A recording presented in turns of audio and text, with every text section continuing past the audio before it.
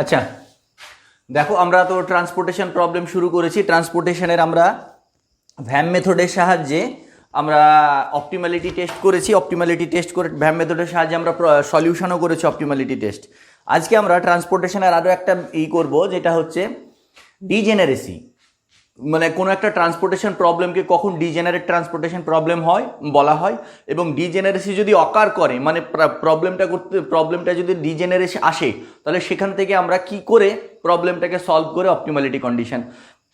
এই যে এক কথায়, when degeneracy occurs in a transportation problem, মানে ট্রান্সপোর্টেশন প্রবলেমে ডিজেনারেসি কখন অকার করে, আর যদি ডিজেনারেসি অকার করে তাহলে আমরা সেটা সলভ করব কিভাবে। তো আমরা এক্সাম্পলের মাধ্যমে বা অঙ্কের মাধ্যমে বিষয়টা ক্লিয়ার করার চেষ্টা করব, ঠিক আছে।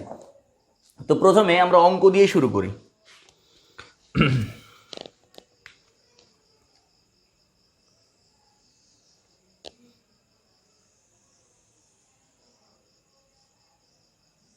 অঙ্কটা লিখছি আমি, একদম অঙ্ক মানে টেবিল থেকেই শুরু করছি। হ্যাঁ, বোর্ডে যেহেতু আমাদের জায়গা কম, তাই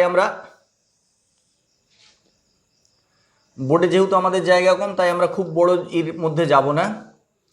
আগে প্রথম থেকে আমরা প্রথমে একদম টেবিল তৈরি করেই অঙ্কটা শুরু করে দিয়েছি। অঙ্কটা শুরু করছি।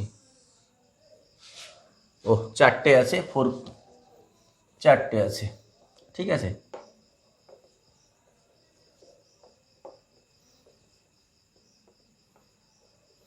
তো লেখো এ বি সি, এখানে এ বি সি আছে অরিজিন, আর ডেস্টিনেশন আছে ডি ই এফ জি, এইগুলো আছে ডেস্টিনেশন, ঠিক আছে। এখানে আছে 42, এখানে আছে 48, 38, 37, তারপরে হচ্ছে 40, 49, 52, 51, তারপরে হচ্ছে 39, 38, 40, 43, আর এ আই সাপ্লাই হচ্ছে আমাদের 160, 150, 190, আর এখানে হচ্ছে 80, 90, 110 আর 160। এই হচ্ছে আমাদের প্রবলেম, ঠিক আছে। তো এই হচ্ছে আমাদের প্রবলেম। এই প্রবলেমটার আমরা সলভ করব, আমরা ভ্যাম মেথডের সাহায্যেই করব। এবার তোমাদের মনে প্রশ্ন আসতে পারে যে স্যার আমরা কি ভ্যাম মেথড ছাড়া অন্য কোনো মেথডে সলভ করতে পারি না? তুমি যে কোনো মেথডে সলভ করতে পারো, ভ্যাম মেথডেও সলভ করতে পারো, নর্থ ওয়েস্ট কর্নার রুলেও করতে পারো, row minima, column minima, least cost method, যে কোনো মেথডে তুমি অপটিমালিটি টেস্ট করতে পারো। কিন্তু ভ্যাম মেথড হচ্ছে বেস্ট, যেখানে অপটিমালিটি সলিউশনটা সব থেকে কম, যেখানে মানে কস্টটা সব থেকে কম আসে। ভ্যাম মেথডে যদি তোমার যা কস্ট আসবে, তার থেকে মিনিমাম কস্ট আর অন্য কোনো মেথডে আসবে না। সেই জন্য ভ্যাম মেথডটাকে বেশি প্রায়োরিটি দেওয়া হয়, আর কিচ্ছু না, এটাই। তো পরীক্ষার হলে যদি তোমার বলে optimality condition north west corner রুলের সাহায্যে বের করো, তো নর্থ ওয়েস্ট কর্নার রুলের সাহায্যে বের করবে। বিষয়টা কিছু না, ইনিশিয়াল বেসিক ফিজিবল সলিউশনটা, জাস্ট ইনিশিয়াল বেসিক ফিজিবল সলিউশনটা তোমাকে হয় ভ্যাম মেথড বা নর্থ ওয়েস্ট কর্নার রুল, যেটা বলবে সেটাতে করতে হবে। তারপরে অপটিমালিটি টেস্ট তো সবার এক, অপটিমালিটি টেস্ট তোমার সবই এক। ওই ইনিশিয়াল বেসিক ফিজিবল সলিউশন পার্টটা তোমার যে মেথডে বলবে সেই মেথডটা করতে হবে। তো আমরা ভ্যামের সাহায্যে করব। তো ভ্যামের সাহায্যে করার আগে প্রথম কাজ হচ্ছে আমরা ট্রান্সপোর্টেশন প্রবলেমটা ব্যালেন্সড না আনব্যালেন্সড, আমরা প্রথমেই বলেছি যে ট্রান্সপোর্টেশন প্রবলেম করতে যাওয়ার আগে প্রথম যে কাজটা আমরা চেক করব যে এটা ব্যালেন্স ট্রান্সপোর্টেশন না আনব্যালেন্সড। তো প্রথম চেক করো কত হচ্ছে, 80 আর 90 170, আর 280 আর 160 440। আচ্ছা, তার মানে সামেশন অফ বিআই, মানে বিআই এটা বিজে, সামেশন অফ বিজে যদি আমরা যোগ করি কত হচ্ছে 440, ঠিক আছে। আর সামেশন অফ এআই কত আসছে, এআইগুলো যদি আমরা যোগ করি 150, 310, এটা 310 আর 190 500, এই দেখো। তার মানে কি হয়ে যাচ্ছে, summation of a i greater than summation of b j, equal to তো হচ্ছে না। ব্যালেন্স ট্রান্সপোর্টেশন প্রবলেম হলে কি হতো, এটা ইকুয়াল টু হতে হতো, কিন্তু এটা কি আনব্যালেন্স ট্রান্সপোর্টেশন প্রবলেম। ঠিক আছে, আমি একসঙ্গে দুটো নিয়ে চলছি, কারণ তোমাদের আনব্যালেন্সডের অঙ্ক করানো হয়নি। হ্যাঁ, যে আনব্যালেন্সড কীভাবে করতে হবে, সেই জন্য আমি আনব্যালেন্সড আর ডিজেনারেসি দুটোকে একসঙ্গে অ্যাটাচ করে দিয়েছি, একসঙ্গে দুটোই কাজ হয়ে যায় তোমাদের, ঠিক আছে। তো এটা যেহেতু আনব্যালেন্সড ট্রান্সপোর্টেশন প্রবলেম, তাহলে প্রথম কাজ হচ্ছে কি আমার আনব্যালেন্সড ট্রান্সপোর্টেশন প্রবলেমকে ব্যালেন্সড ট্রান্সপোর্টেশন প্রবলেমে কনভার্ট করা। তো ব্যালেন্সড কিভাবে করব? ব্যালেন্সড করতে গেলে দেখো আমার সাপ্লাই 500 আছে কিন্তু ডিমান্ড 440 আছে, ঠিক আছে। তার মানে আমার ডিমান্ড কম আছে, যেটুকু ডিমান্ড কম আছে সেইটুকু ডিমান্ড আমাকে আবার অ্যাড করতে হবে। তাহলে সেই ডিমান্ড যদি আমাকে অ্যাড করতে হয় তাহলে আমাকে নতুন একটা কলাম তৈরি করতে হবে।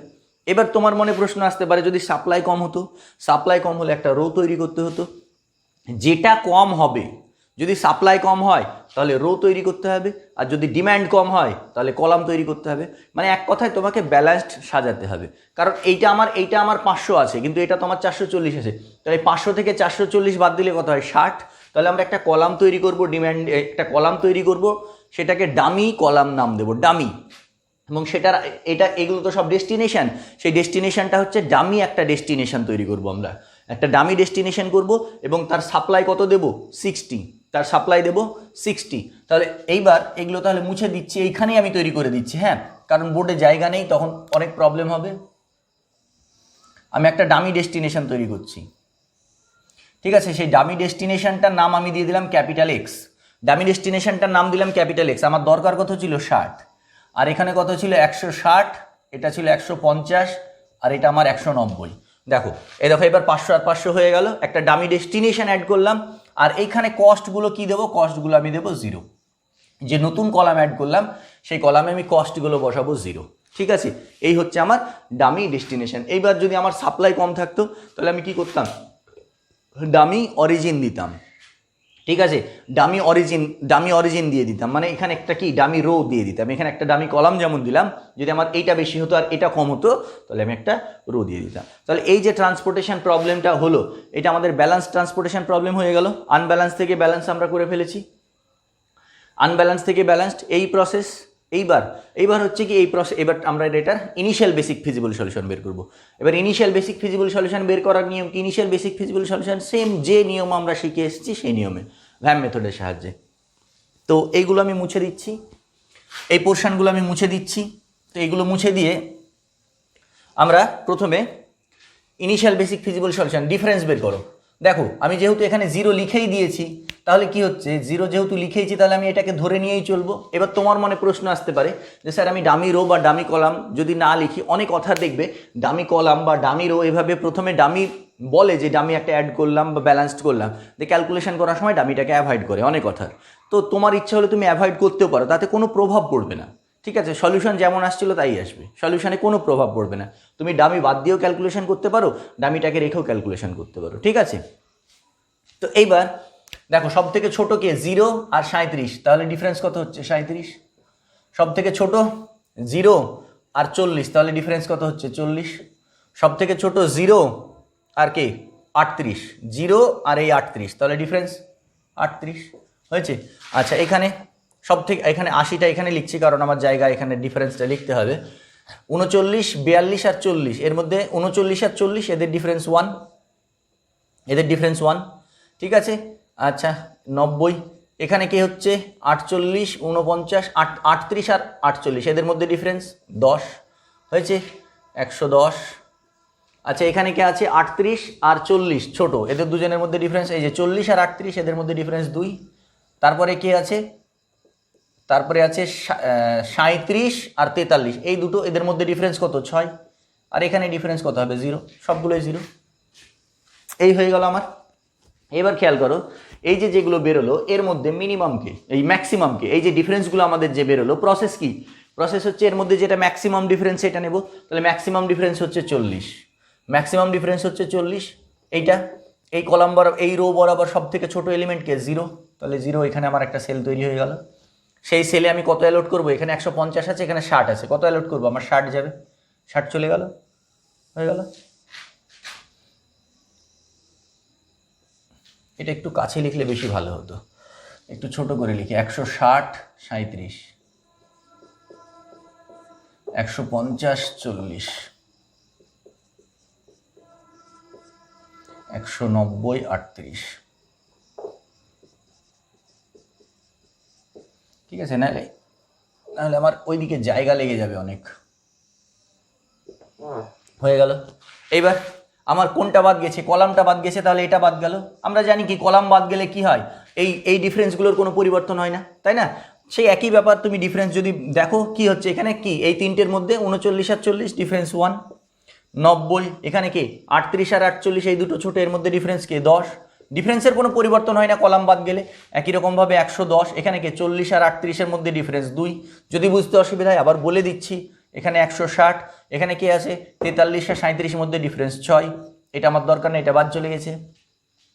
এবার এই কলামটা বাদ গেছে না, তাহলে কি হয়ে গেল, এই কলামটা আমার বাদ গেলে এবার কি হলো, এই চারটে পড়ে থাকলো 1 2 3 4, এই চারটের মধ্যে ডিফারেন্স বের করো। এই চারটের মধ্যে সব থেকে ছোট কে 37 আর 38, তাহলে এদের মধ্যে ডিফারেন্স কত 160, 160 আছে, 37 আর 38-এর মধ্যে ডিফারেন্স কত হবে 1, ঠিক আছে।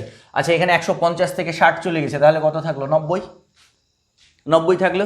এইবার লক্ষ্য করো এখানে 51 52 49 40, এর মধ্যে সব থেকে ছোট 49, তার থেকে বড় কে, সব থেকে বড় 40, তার থেকে বড় 49, এদের মধ্যে ডিফারেন্স কত 9, তাই না? এই যে 40 আর 49 এদের মধ্যে ডিফারেন্স 9।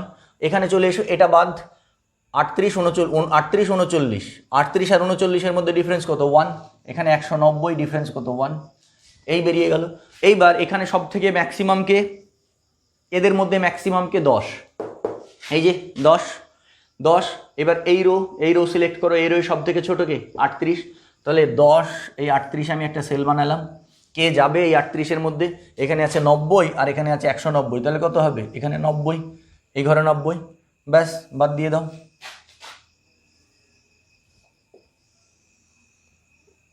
চলে গেল, হয়েছে। তাহলে এটা 80।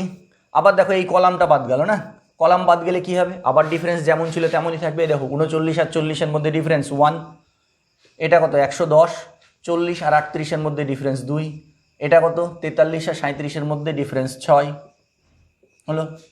আচ্ছা এই কলামটা বাদ চলে গেছে, তাহলে বাকি আছে 37 38 আর 42, তাহলে এদের 160 আছে, 37 38-এর মধ্যে ডিফারেন্স 1 হলো। আচ্ছা এই দুটো কলাম বাদ চলে গেছে, এটা আর এটা, তাহলে 52 51 আর 40, তাই না? এই যে 51 52 আর 40 এটা তো বাদ চলে গেছে, তাহলে 40 আর 51 এই দুটো হচ্ছে সব থেকে ছোট, এদের মধ্যে ডিফারেন্স কত হবে, এদের মধ্যে ডিফারেন্স হবে 11, ঠিক আছে। আচ্ছা এখানে 90 দিয়ে দিয়েছি, তাহলে কত থাকলো এখানে 100 থাকলো। আচ্ছা এই দুটো চলে গেছে 40 43 আর 39, তাহলে 39 আর 40-এর মধ্যে ডিফারেন্স কত 1 আসলো। আচ্ছা এদের মধ্যে ম্যাক্সিমাম কে, এদের মধ্যে ম্যাক্সিমাম হচ্ছে 11, তাই না 11। তাহলে এই রো বরাবর এসো, এই রো বরাবর কে কে কোনগুলো পড়ে আছে দেখো, 40 আছে 52 আছে আর 51 আছে, এদের মধ্যে সব থেকে ছোট কে 40, তাহলে এখানে আছে 80 আর ওখানে আছে 90, তাহলে 80 আর 90-এর মধ্যে কে যাবে 80 যাবে, 80 গেল, 80 আর 90-এর মধ্যে 80 চলে গেল। তাহলে এটা ফুরিয়ে গেল, আমার তিনটে কলাম চলে গেল, মাত্র এই দুটো কলাম পড়ে থাকলো। দেখো এই দুটো কলাম, এটা কত 110, এখানে কে, এখানে যেহেতু কলাম আছে এর মধ্যে ডিফারেন্সের কোনো পরিবর্তন হবে না, 48 আর এ দেখো 40 আর 38-এর মধ্যে ডিফারেন্স 2। আচ্ছা এইবার এখানে 37 আর 43-এর মধ্যে ডিফারেন্স কত 6 হয়ে গেল। আচ্ছা বাকি কে আছে, এই দুটোই আছে, তাই না? তাহলে এই দুটো 37 আর 38-এর মধ্যে ডিফারেন্স কত হবে 1 হয়ে গেল। আচ্ছা 52 আর 51-এর মধ্যে ডিফারেন্স কত হবে, আচ্ছা 90-এর মধ্যে আমি কিন্তু 80 দিয়ে দিয়েছি, তাহলে এখানে আমার 10 থাকবে, 52 আর 51-এর মধ্যে ডিফারেন্স আমার 1 হয়েছে। আচ্ছা 40 আর 43-এর মধ্যে ডিফারেন্স আমার কত, 40 আর 43-এর মধ্যে ডিফারেন্স আমার 3, ঠিক আছে হয়ে গেল। এদের মধ্যে ম্যাক্সিমাম কি, এদের মধ্যে ম্যাক্সিমাম হচ্ছে 6, এই তিনজনের মধ্যে এই তিনটে ঘরে আবার মিনিমাম কে, এই যে এটা এই কলামে, এখানে মিনিমাম কে, সব বলেছি তোমরা আগে জানো। ভ্যাম মেথড আমরা এর আগে দুবার অলরেডি আলোচনা করে ফেলেছি। এর মধ্যে মিনিমাম কে 37, এখানে আছে 160, এখানেও আছে 160, তাহলে কি 160। দেখো রো আর কলাম এখানে একসঙ্গে ফুরিয়ে গেল, এই জন্যই তোমার সেল কম হয়ে যাবে, এই জন্যই তোমার সেল কম হয়ে যাবে, ঠিক আছে। এই হলো, ঠিক আছে। আচ্ছা এইবার এই পোর্শনটা চলে গেল, এটা বাদ চলে গেছে, এটা বাদ চলে গেছে, এটা বাদ চলে গেছে। দেখো এবার লক্ষ্য করো, এখানে আছে 10 আর এখানে আছে 100 আর এখানে আছে 110, ভালো করে খেয়াল করো তো। দেখো প্রথম রো বাদ, এই কলাম বাদ, এই কলাম বাদ, এই কলাম বাদ, এই কলাম বাদ, কেবলমাত্র দুটো ঘর পড়ে আছে, এই দুটো ঘর পড়ে আছে। এই দুটো ঘরের কি করবে, এই দুটো ঘর আমার হাতে আর কোনো অপশান নেই। এই দেখো এখানে ডিমান্ড আছে, এখানে সাপ্লাই আছে 10 আর 100 আর এখানে ডিমান্ড আছে 110, তাহলে এই দুটো ঘরে তুমি অ্যালট করে দাও, একটাতে 10 আর একটাতে 110, একটাতে 10 আর একটাতে 110। ঠিক আছে, এই হয়ে গেল আমার সেল অ্যালোকেশন। সেল অ্যালোকেশন আমি করে দিলাম, আমি ডিম্যান্ড অ্যান্ড সাপ্লাই সবগুলো বসিয়ে দিলাম। বসিয়ে দেওয়ার পর আমার এই ছক তৈরি হলো, এই ছক তৈরি হলো, তার মানে আমার ইনিশিয়াল বেসিক ফিজিবল সলিউশন আমরা পেয়ে গেলাম। তো ইনিশিয়াল বেসিক ফিজিবল সলিউশনটা কি হবে? Initial basic feasible solution, initial basic feasible সলিউশনটা কি হবে? x14 ইকুয়ালস টু কত? 160 হয়েছে। x21 ইকুয়ালস টু কত হবে আমার? 80। আচ্ছা, তারপরে x23 ইকুয়ালস টু কত হবে আমার? 10। x এটা কত? এটা লিখতেও পারো, নাও লিখতে পারো, ডামি। যদি তোমার মনে হয় লিখবে, না মনে হয় লিখবে না, কোনো অসুবিধা নেই, কারণ এখানে ডামি আছে। লিখলে লিখবে, না লিখলে লিখবে না, দরকারও নেই তোমার। তোমার যদি মনে হয় তুমি লিখতে পারো, কিন্তু এটা আমার এটা তো আমি ই করে নিয়েছি, মানে আমি তো এক্সট্রা চুজ করেছি, সুতরাং এটা লেখার যে খুব প্রয়োজনীয়তা আছে তা নেই। লিখতেও পারো, নাও লিখতে পারো, এসেছে লিখলেও অসুবিধা নেই। x25 equals to 60। ঠিক আছে, তারপরে x32 কোথাও হয়তো লিখছে, কোথাও লিখছে না, এ নিয়ে ঘাবড়াবে না। এটা তুমি যদি লেখো তাও ঠিক, না লিখলেও ঠিক, হ্যাঁ, কোনো ভুল নেই। x32 সমান 90 আর x33 সমান কত? x33 সমান 110 হয়েছে। আর minimum cost, minimum cost, minimum cost সমান কত? 160 into 37। Minimum cost 160 into 37 plus 80 into 40 plus 10 into 52 plus 60 into 0, এই যে এই জিরোর জন্য এটা কত আসবে? 0, তাই না? তার মানে কি 0 কোনো সংখ্যার সঙ্গে যোগ করি বিয়োগ করি কিছু আসে যায় না, প্লাস কত হচ্ছে? 90 ইন্টু 38 প্লাস কত হবে? 110 ইন্টু 40। এই হচ্ছে, ক্যালকুলেশন করে বের করে নেবে কত আসছে। এই আমার ইনিশিয়াল বেসিক ফিজিবল সলিউশন বেরিয়ে গেল। ঠিক আছে, ইনিশিয়াল বেসিক ফিজিবল সলিউশন আমরা বের করে দিলাম। ঠিক আছে, ইনিশিয়াল বেসিক ফিজিবল সলিউশন আমাদের বেরিয়ে গেল। আশা করি এত দূর অবধি তোমাদের কোনো রকম কোনো সমস্যা হয়নি, সমস্যা হওয়ারও কথা নয়। এইবার হচ্ছে ডিজেনারেসি কখন অকার করবে। আমি প্রথমে বলিনি গুলিয়ে ফেলবে বলে, এইবার পরিষ্কার করে বোঝো ডিজেনারেসি কখন অকার করবে। আমাদের একটা সূত্র আছে, আমরা জানি যে ট্রান্সপোর্টেশন প্রবলেম, আমাদের এই ধরনের ট্রান্সপোর্টেশন প্রবলেম আমরা যদি সলভ করি, তাহলে আমার সেলের সংখ্যা, নাম্বার অফ সেলস যদি রো হয়, রো এর সংখ্যা হয়, রো যদি হয় m আর কলাম যদি হয় n, কলাম ইকুয়ালস টু যদি n হয়, তাহলে নাম্বার অফ সেলের সংখ্যা কত হয়? নাম্বার অফ সেলের সংখ্যা হবে m plus n minus 1। Number of সেলের সংখ্যা হবে m plus n minus 1। Cell, এই যে সেল, এই সেলগুলো, এই যে এগুলোকে আমরা সেল বলি, এই সেলের সংখ্যা হবে m প্লাস n মাইনাস 1। এটা হচ্ছে আমার সূত্র বা থিওরেম বলা চলে, যা খুশি তুমি বলতে পারো। তো নাম্বার অফ সেল হচ্ছে আমার m প্লাস n মাইনাস 1 হবে। কোনো কারণে যদি নাম্বার অফ সেলস আমার m প্লাস n মাইনাস 1 এর থেকে কম আসে, কোনো কারণে আমার ইনিশিয়াল বেসিক ফিজিবল সলিউশন বের করার পর নাম্বার অফ সেলস যদি আমার m প্লাস n মাইনাস 1 এর থেকে কম আসে, তাহলে সেই ধরনের ট্রান্সপোর্টেশন প্রবলেমকে বলবো ডিজেনারেট ট্রান্সপোর্টেশন প্রবলেম। কোনো কারণে সেলের সংখ্যা, আবার বলছি, কোনো কারণে সেলের সংখ্যা যদি এই যে রো আর কলাম, রো যদি m হয় আর কলাম যদি n হয়, তাহলে সেলের সংখ্যা হওয়া উচিত m প্লাস n মাইনাস 1। তাহলে কোনো কারণে সেলের সংখ্যা যদি m প্লাস n মাইনাস 1 এর থেকে কম আসে, তাহলে আমার হবে সেটা ডিজেনারেট ট্রান্সপোর্টেশন প্রবলেম। এই ধরনের প্রবলেমকে বলবো, এই ধরনের ট্রান্সপোর্টেশন প্রবলেমকে বলবো ডিজেনারেট ট্রান্সপোর্টেশন প্রবলেম। এইবার বিষয় হচ্ছে কটা কম হবে। মেন বিষয় হচ্ছে কোনো জায়গায় একটা কম হতে পারে, কোনো জায়গায় দুটো কম হতে পারে। দুটোর বেশি কম সাধারণত পাওয়া যায় না, ম্যাক্সিমাম জায়গাতেই পাওয়া যায় একটা সেল কম হচ্ছে।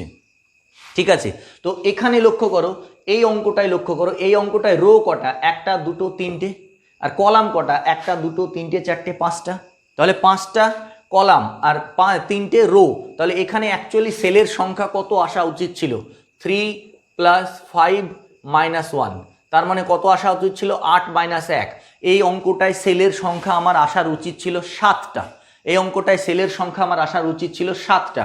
কটা এসছে গোনো তো? 1টা 2টো 3টে 4টে 5টা 6টা। আমার এসছে কটা? 6টা। আমার এসছে কটা? 6টা। এটা লেস দ্যান 7, অবশ্যই লেস দ্যান 7, 7-এর থেকে কম। তাহলে এই অঙ্কটা একটা আমার ডিজেনারেট ট্রান্সপোর্টেশন প্রবলেম। তাহলে এই অঙ্কটা আমার একটা ডিজেনারেট ট্রান্সপোর্টেশন প্রবলেম। ঠিক আছে, বোঝা গেছে যে কোনো অঙ্কে যদি সেলের সংখ্যা m+n-1 থেকে কম আসে, m+n-1 থেকে কম আসে, তাহলে সেই সেল যা আসা উচিত ছিল তার থেকে যদি কম আসে, তাহলে সেই ট্রান্সপোর্টেশন প্রবলেমগুলো হবে ডিজেনারেট ট্রান্সপোর্টেশন প্রবলেম। তাহলে এখানে আমি পরিষ্কার দেখতে পাচ্ছি আমার সেল আসার কথা ছিল 8টা, এলো 6টা।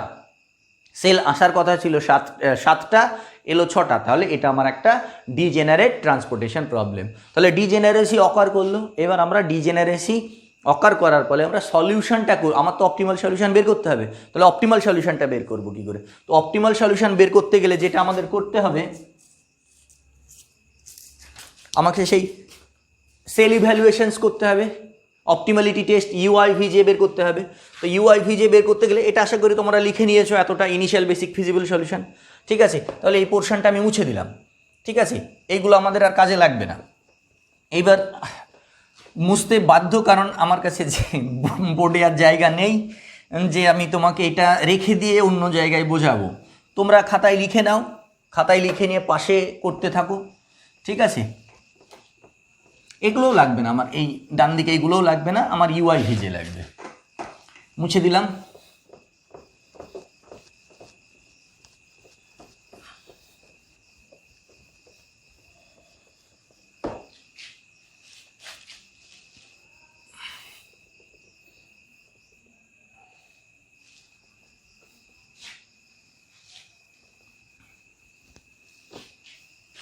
আচ্ছা, এই হলো। এইবার আসল জায়গাটা হচ্ছে ইউআই আর এখানে হচ্ছে ভিজে, ইউআই ভিজে। তো ইউআই আর ভিজে বানানোর আগে আমাকে অঙ্কটা ইউআই ভিজে করতে যাওয়ার আগে আমাকে একটা কাজ করতে হবে। অঙ্কটা ইউআই আর ভিজে বানানোর আগে আমাকে কি করতে হবে? এই এই টেবিলটার মধ্যে আমাকে এই যে 7খানা সেল আমার আসার কথা ছিল, আমাকে 7খানা সেলই বানাতে হবে। ঠিক আছে, মাথায় থাকবে। এই অঙ্কটা আমাকে সেল ইভ্যালুয়েশনস করার আগে বা অপটিমালিটি টেস্ট করতে গেলে আমাকে যেটা করতে হবে কি, আমাকে সেল যটা কম আছে তটা বানাতে হবে। যদি 2টো কম থাকে 2টো বানাতে হবে, 2টো আমাকে এখানে বানাতে হবে। যদি 1টা কম থাকে 1টা বানাতে হবে। ঠিক আছে, তো এখানে কটা কম সেল আছে? এখানে 1টা সেল কম আছে, তাহলে আমাকে 1টা সেল বানাতে হবে। সেই 1টা সেল আমরা কি দিয়ে বানাবো? কোনো জায়গায় ছোট্ট একটা ক্ষুদ্র মান, কোনো জায়গায় থিটা নাই, কোনো জায়গায় এপসাইলন নাই, ম্যাক্সিমাম জায়গাতেই এপসাইলন নাই। তো আমরা একটা সেল বানাবো এরকম, যে কোনো এই যে সব ঘরগুলো তো এরকম 4 কোণা ঘর, সব ঘরগুলো এরকম 4 কোণা ঘর। তো এই রকম আমি একটা এপসাইলন দিয়ে সেল বানিয়ে দেবো। এগুলোর মধ্যে একটা সেল বানাবো, এপসাইলন দেবো, সেখানে একটা সেল বানাবো এই ঘরগুলোর মধ্যে, সেখানে আমি একটা এপসাইলন দেবো। এপসাইলন কি? এপসাইলন হচ্ছে খুবই ক্ষুদ্র একটা পজিটিভ কোয়ান্টিটি, খুবই ক্ষুদ্র পজিটিভ কোয়ান্টিটি, যেটা কি এই এক্স আইজের সঙ্গে যোগ বা বিয়োগ করলে কোনো প্রভাব পড়ে না।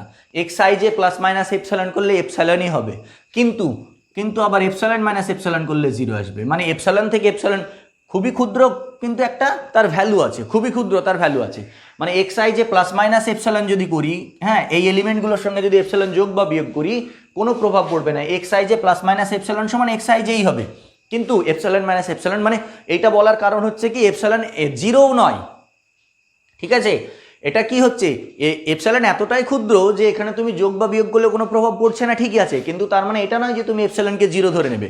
এপসাইলন কিন্তু 0ও নয়, এটা বোঝাতে চাইছে। ঠিক আছে, তো আমি কি করব, এই এপসাইলন দিয়ে একটা সেল বানিয়ে দেবো। তাহলে সেই সেলটা আমি কোথায় বানাবো? দেখো কোথায় বানাবো, যে ঘরগুলো ফাঁকা আছে, দেখো যে ঘরগুলো ফাঁকা আছে সেই ঘরগুলোতেই সেল বানাবো। কারণ যে ঘরগুলোতে সেল অলরেডি হয়ে আছে সেই ঘরগুলোতে তো আমার সেল বানানোর কোনো যুক্তি নেই। তাহলে এবার এইটা সেলটা আরবিট্রারি যে কোনো একটা ঘরে বসিয়ে দেবো না, আরবিট্রারি যে কোনো একটা ঘরে বসাবো না। আমার এটা বসানোর একটা নিয়ম আছে। নিয়মটা কি? দেখো, আমরা কস্ট যেটা বের করছি, আমাদের প্রবলেম তো মিনিমাইজেশন প্রবলেম, ট্রান্সপোর্টেশন প্রবলেম মানে মিনিমাইজেশন প্রবলেম। তো আমার কস্ট হচ্ছে মিনিমাইজ করা। আমার উদ্দেশ্য কি? কস্টকে মিনিমাইজ করা, মানে খরচকে মিনিমাম করা। তাই আমাকে এপসাইলন বসানোর সময় এই যে কস্টগুলো দেওয়া আছে, যে ঘরে কস্ট, যে ঘরে সেল নেই, ভালো করে খেয়াল করো, যে সমস্ত ঘরে সেল নেই, যেমন কোথায় 42, 48, 38, 49, 51, 39, 43, এই যে এই ঘরগুলোর মধ্যে সেল নেই, এই ঘরগুলোর মধ্যে যেটা মিনিমাম সেখানে আমি দেবো। এবার তোমাদের মনে প্রশ্ন আসতে পারে, এই যে ডামি 0, এখানে কেন সেল দেবো না? দেখো 0তে এখানে সেল দেওয়াও যা না দেওয়াও তাই, অঙ্কটার মানে ভিত্তিহীন হয়ে যাবে। ঠিক আছে, তোমার যদি মনে হয় তুমি করে দেখতে পারো, কোনো অসুবিধা নেই। তাই আমি এই 0টাকে আমি বাদ রাখছি। আমি এইগুলোর মধ্যে মিনিমামকে দেখো, এই যে 42, 48, 38, 49, 39, 43 আর 51, তাহলে এখানে কি হচ্ছে মিনিমাম 38, তাহলে আমি এখানে এপসাইলন বসালাম, তাহলে দেখো আমার 7টা সেল কমপ্লিট হয়ে গেল। ঠিক আছে, 7টা সেল কমপ্লিট হয়ে গেল। এইবার এখানে আরও একটা প্রবলেম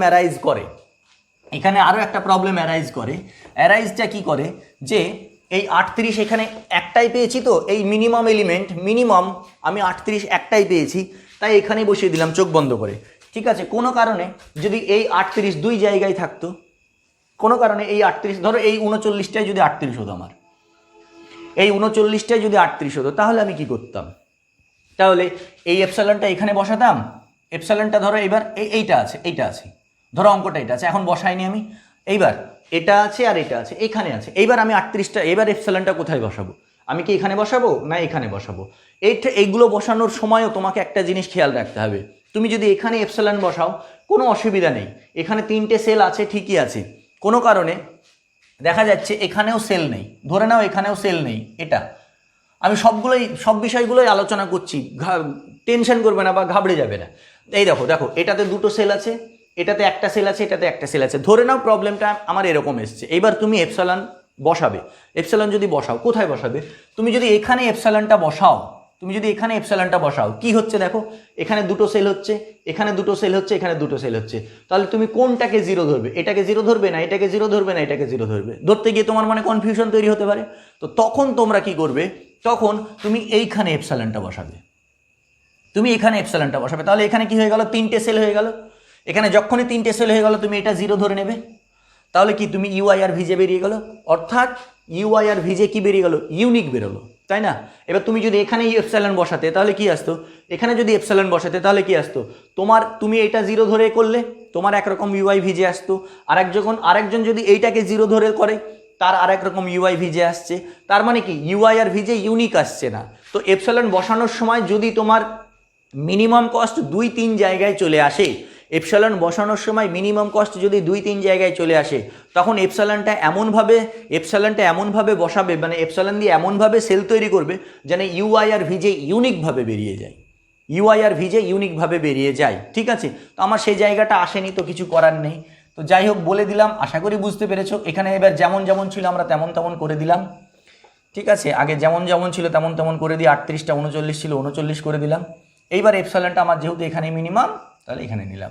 এক কথায় মিনিমাম এলিমেন্ট যদি আমার এপসাইলন সেল তৈরি করার সময় যদি মিনিমাম এলিমেন্ট 2-3টে অ্যারাইজ করে, সংক্ষেপে এপসাইলন সেল তৈরি করার সময় যদি মিনিমাম এলিমেন্ট 2 থেকে 3 জায়গায় আসে বা একাধিক জায়গায় আসে, এক কথায় একাধিক জায়গায় যদি আসে, তাহলে এমন জায়গায় আমি সেলটা বসাবো যেন আমার ইউআই আর ভিজে ইউনিক ওয়েতে বেরোয়।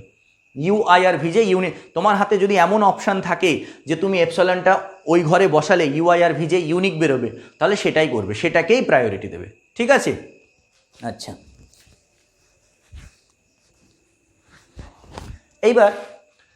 এইবার আমরা যেমন কাজ করি তেমনই করব।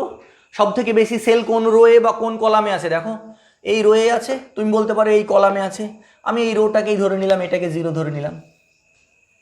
তাহলে এটাকে যদি আমি 0 ধরে নিই, তাহলে কি হবে? আমরা ক্যালকুলেশন শিখেছিলাম, এই যে এইটা আর এইটা যোগ করলে এটা আসবে, যে ইউআই প্লাস ভিজে যোগ করলে এটা আসবে। তাহলে এখানে 0 আছে, এখানে কত দিলে 40 আসবে? 40 হয়েছে। আর ক্যালকুলেশনটা কাদেরকে নিয়ে করব? যে ঘরগুলোতে সেল আছে সেই ঘরগুলোতে। এখানে কত আছে? 52, আর এখানে 0, এখানে কত আসবে? তাহলে অবশ্যই 52 আসবে। হয়েছে? আচ্ছা, এখানে কত আছে? 0, এটা 0 আর 0 যোগ করলে 0ই আসবে। আচ্ছা, এইবার লক্ষ্য করো, এখানে 52 আর এখানে 38, তাহলে এই 52-র সঙ্গে কত যোগ করলে 38 আসবে? অবশ্যই -14। 52 - 14 38, তাই না? 52 মাইনাস 14 38 হয়ে গেল এটা। এবার দেখো এটা 37 আর এটা 14, তাহলে এই 37 এখানে 14-র সঙ্গে এই 37-এর এখানে 14 এই যে মাইনাস 14-র সঙ্গে কত যোগ করলে 37 আসবে? দেখো 51 এই যে 51 মাইনাস 14 দেখো 37। বোঝা গেছে? এই ক্যালকুলেশনগুলো আমরা আগের দিনও আলোচনা করেছি। এটা হয়ে গেল, হয়েছে। আচ্ছা এখানে লক্ষ্য করে এটা আমার 40 হয়ে গেছে, হয়েছে। আচ্ছা এইবার আমার কোন ঘরটা গেল? এইটা বাকি আছে, তাই না?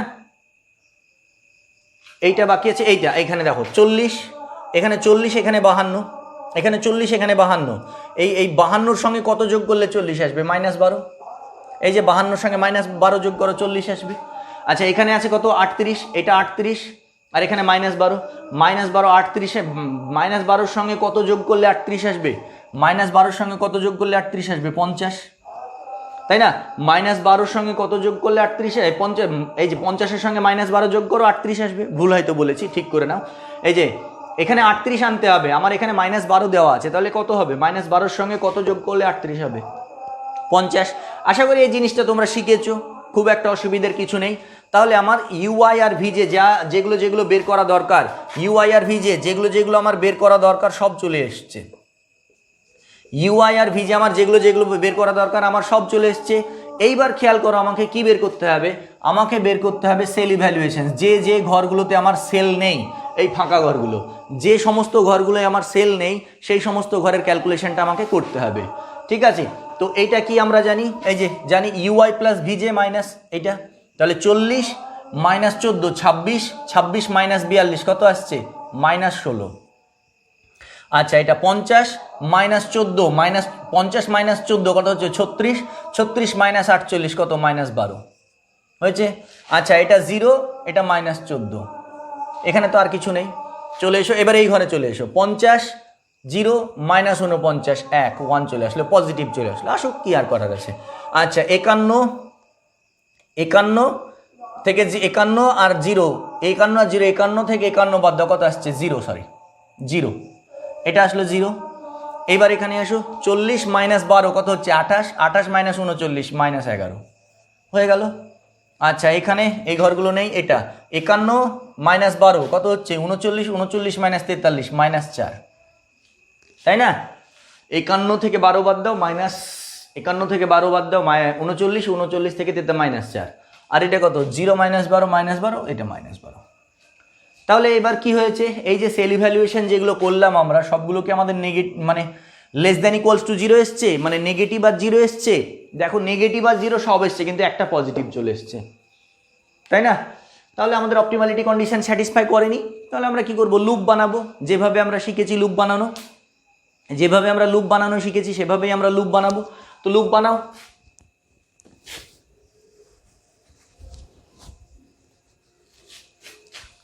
তো লুপ আমরা কিভাবে বানাবো খেয়াল করো। লুপ বানাতে গিয়ে আমরা কি করব? দেখো কোন এলিমেন্টটা পজিটিভ, এটা পজিটিভ। এবার এটাকে আমরা লুপ বানানোর সময় সবসময় কি করব? কি খেয়াল রাখবো? লুপ বানানোর সবসময় খেয়াল রাখবো রেক্ট্যাঙ্গেল, আমার ফার্স্ট প্রায়োরিটি থাকবে রেক্ট্যাঙ্গেল বানানো। তো দেখো এইটাকে যদি আমি একটা কর্নার ধরি, আর 3টে সেল দেখো এখানে খুব সুন্দর দেখতে পাওয়া যাচ্ছে। এই দেখো এই 3টে, এই দেখো এইটা আমার লুপ হয়ে যাচ্ছে, তাই না? এইটা আমার লুপ হয়ে যাচ্ছে, দেখো খেয়াল করো, এটা লুপ। তাহলে এইবার যেখানে আমার যে এলিমেন্ট আমার পজিটিভ থাকে সেখানে কি বসাই? থিটা। আর সবগুলো অল্টারনেটিং সাইন, এটা মাইনাস থিটা, এটা মাইনাস থিটা, এটা প্লাস থিটা। এই যে প্লাস মাইনাস অল্টারনেটিং সাইন। এইবার কি হচ্ছে? এখানে আছে 10, এখানে আছে 100, এখানে আছে 90। তাহলে 10, 100, 110 আর 90, এর মধ্যে আমি থিটার মিনিমাম ভ্যালু নেব। এই 3টের মধ্যে থিটার মান সব থেকে ছোট ভ্যালু কি হচ্ছে? 10। তাহলে আমি কি নেব? 10। তাহলে আমি কি নেব? 10, থিটার ভ্যালু আমি 10 নেব। তাহলে থিটার ভ্যালু আমি 10 নেব। 10 নিয়ে এবার আমি আবার টেবিলটা তৈরি করি, ঠিক আছে? যেমন সিমপ্লেক্স অ্যালগরিদমে আমার যতক্ষণ অপটিমালিটি কন্ডিশন স্যাটিসফাই না করছে ততক্ষণ অবধি আমাদেরকে পরপর টেবিল বানিয়ে চলে যেতে হয়।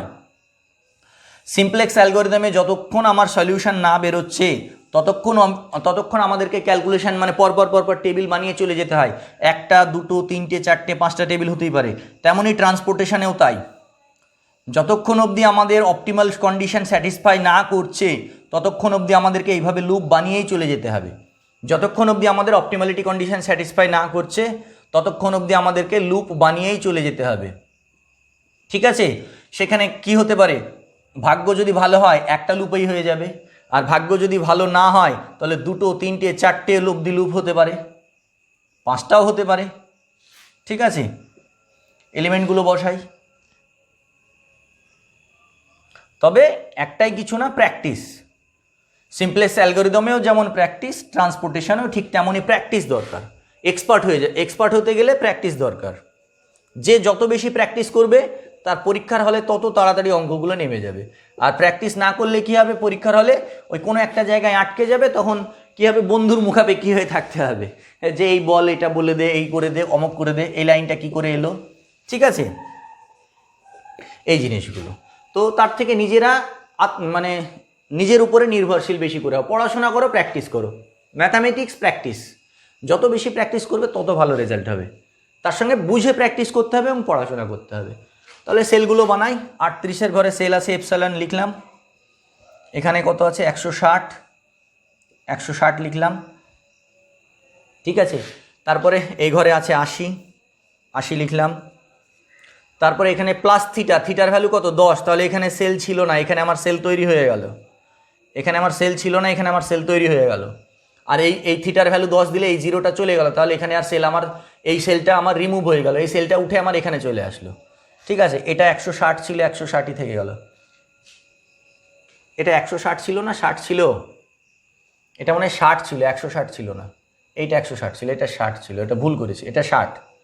ঠিক আছে, ঠিক করে নিও। হ্যাঁ, এটা 60 ছিল, 160 ছিল না, সরি। হ্যাঁ, এটা 60, অবশ্য প্রভাব পড়ে না তবুও ভুলই, এটা 60। আচ্ছা, 90 থেকে 10 বাদ দাও, কত হয়ে যাবে 80।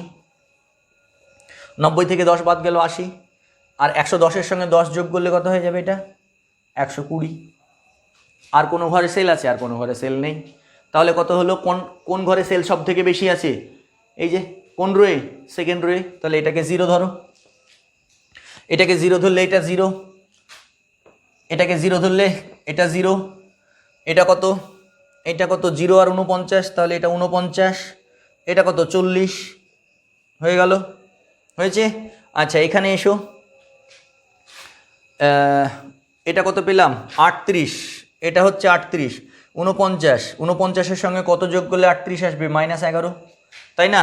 এটা 40, -11-র সঙ্গে কত যোগ করলে 40 আসবে, 51 আর -11 যোগ করো, তাহলে কত আসছে 40, এটা হয়ে গেল।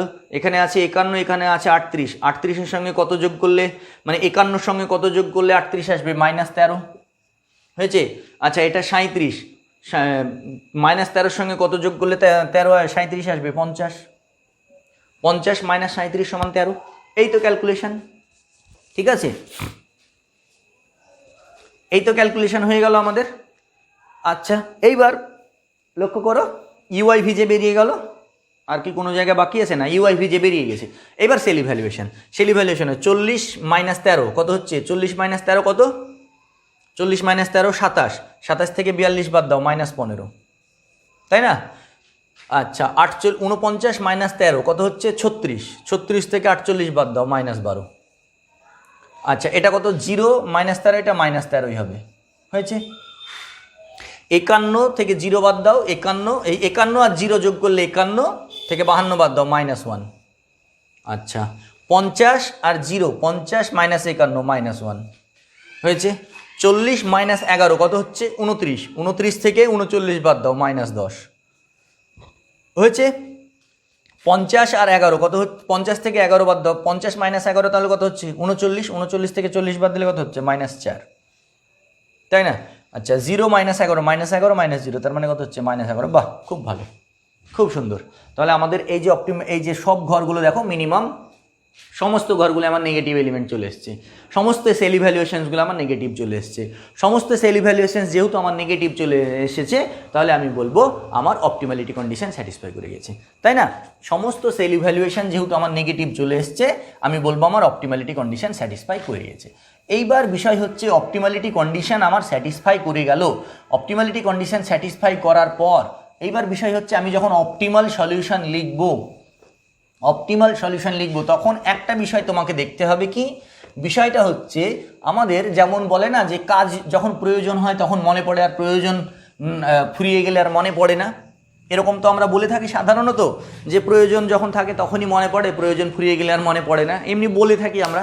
এখানেও ঠিক তাই, এপসাইলনকে আমার প্রয়োজন ছিল তাই আমি নিয়েছি, এপসাইলনকে আমার প্রয়োজন ছিল তাই আমি নিয়েছি, আমার প্রয়োজন হয়ে গেছে, আমি অপটিমাল সলিউশন পেয়ে গেছি, আমি এবার এপসাইলনকে তাড়িয়ে দেবো বা এপসাইলনকে আমি রিমুভ করে দেবো, আমি আর এপসাইলন নেব না, মানে আমার কাজ হাসিল হয়ে গেছে, আর আমার এপসাইলন নিয়ে কোনো কাজ নেই। ঠিক আছে, তাই এবার আমি যখন সলিউশনটা লিখব, হ্যাঁ, তখন আমি যখন অপটিমাল সলিউশনটা লিখব,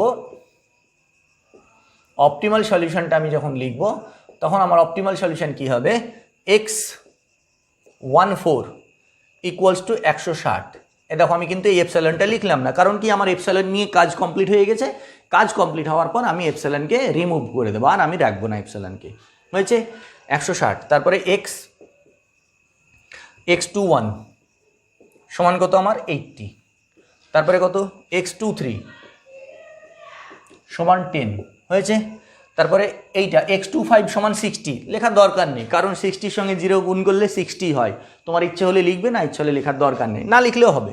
তারপরে কত x32 সমান কত 80, আর x33 সমান 120, x33 সমান হচ্ছে 120। এই হচ্ছে আমার অপটিমাল সলিউশন। আর মিনিমাম কস্ট আমার কত আসছে, মিনিমাম কস্ট আসছে 160 into 37 plus 80 into 40 plus 10 into 49 plus 80 into 38 plus 120 into 40, এই, তাই না? ক্যালকুলেশন করে নেবে কত বেরোলো, ওটা যাই হোক ব্যাপার না, ওটা তো ক্যালকুলেশন করে নিতেই পারবে। তো এই হচ্ছে আমার, যদি আমার ডিজেনারেসি অকার করে তাহলে আমরা একটা ট্রান্সপোর্টেশন প্রবলেম, ডিজেনারেসি যদি অকার করে কিভাবে সলভ করব, কিভাবে অপটিমাল সলিউশন নিয়ে আসবো, এই হচ্ছে তার প্রসিডিওর। ঠিক আছে, তার সঙ্গে আনব্যালেন্সটা নিয়েও আলোচনা করে ফেললাম আমরা। আশা করি তোমাদের সমস্ত কনফিউশন ক্লিয়ার হয়ে গেল। তোমরা বাড়িতে এবার প্র্যাকটিস করো। ঠিক আছে, যত প্র্যাকটিস করবে তত বিভিন্ন ছোট্ট প্রবলেম অ্যারাইজ করবে, এবং সেই প্রবলেমগুলো থেকে আস্তে আস্তে কনসেপ্ট ডেভেলপ হবে। ঠিক আছে।